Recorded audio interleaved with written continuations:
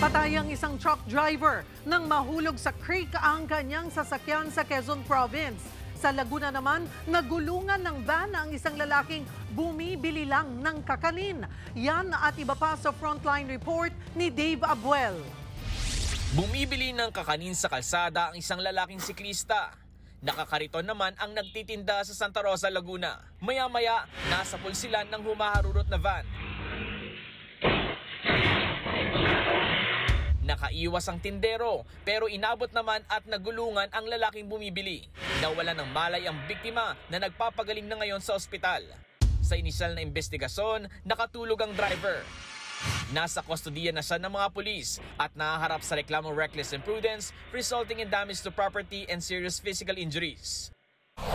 Nagtulong-tulong ang mga rescuer para buhatin ang sakay ng nadisgrasyang truck sa Pagbilao, Quezon. Nahulog sa creek ang sasakyan matapos umanong mawalan ng preno sa pababang bahagi ng kalsada.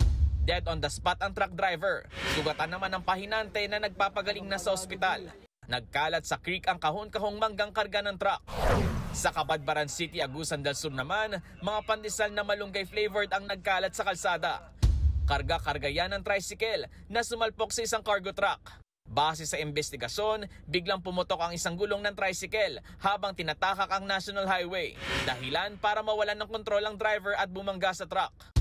Nagka-minor injuries ang tricycle driver. Nadaan naman yan sa areglo. Ipapagamot ng may-ari ng tricycle ang kanyang driver at babayaran din ang pinsala sa cargo truck. Nagbabalita mula sa Frontline, Dave Abuel, News 5. Mga kapatid, Cheryl Cosing po.